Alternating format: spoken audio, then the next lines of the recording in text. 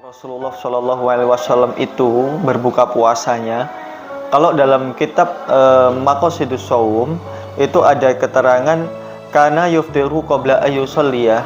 Rasulullah Shallallahu Alaihi Wasallam berbuka puasa itu sebelum sholat maghrib, mendahulukan waktu berbuka puasa. Jadi awal waktu buka beliau buka sebelum melakukan sholat maghrib.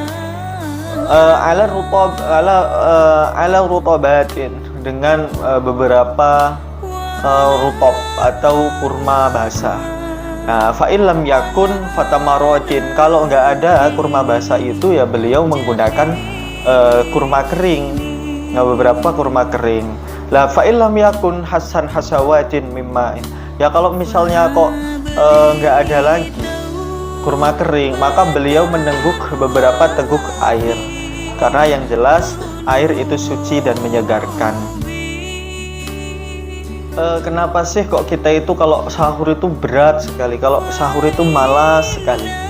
Nah, sekarang begini, setan itu innal iblisa yad'u 'alal ma', ada ini apa namanya, istana iblis bertempat di atas air.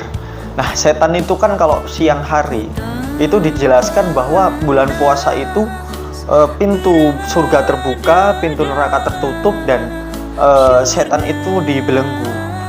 Nah, ulama mengatakan bahwa yang maksud dibelenggu bukan dirantai, melainkan setan itu kehilangan ruang untuk menggoda manusia, sebab ketika manusia itu siang hari dia menjaga nafsu dari dengan menahan rasa haus dan lapar, itu cukup untuk mengkebiri syahwat manusia, sedangkan setan mudah menggoda manusia itu melalui syahwat. Nah, ketika kok bulan Ramadan siang hari dia kehilangan ruang untuk menggoda manusia, maka sasaran dia ya di malam hari.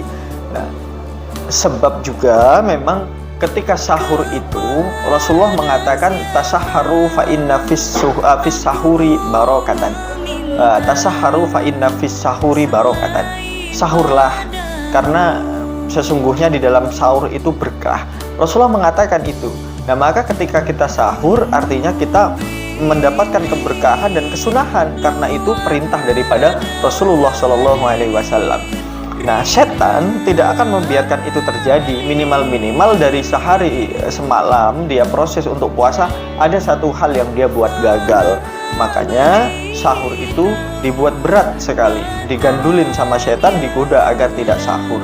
Dan juga ketika orang itu tidak sahur, pastikan siang dia banyak alasan, terutama anak-anak kecil, terutama orang yang sedang belajar berpuasa.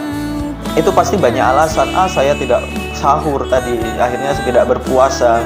Atau orang yang kerja, kerjanya capek, akhirnya dia tidak puasa dengan dalih karena dia tidak sahur, akhirnya tidak ada kekuatan, begitu. Maka yang digoda oleh setan itu menyuruh kita untuk mengakhirkan waktu sahur. Karena satu namanya yang disuruh oleh Rasulullah itu merupakan sunnah, ya. Itu merupakan sunnah takrir, ketetapan daripada Rasulullah Shallallahu Alaihi Wasallam, itu sunnah. Dan kalau kita lihat kalau kita pikir secara logika saja, orang yang sahurnya di akhir itu pasti kekuatan dia akan lebih banyak untuk menjalani hari-hari di siang ketika dia melaksanakan ibadah puasa. Nah, orang yang bersahur di awal waktu itu paling banyak dia akan lalai. Makanya kalau orang dia akan lalai untuk melakukan sholat subuh. Makanya orang kalau sahur di awal waktu jam 3 itu godaannya berat sekali. Sebab apa? Ketika dia setelah sahur pasti dia akan tidur. Nah, ketika tidur pasti nanti setan akan mengganggu dia agar dia lalai untuk melaksanakan sholat subuh.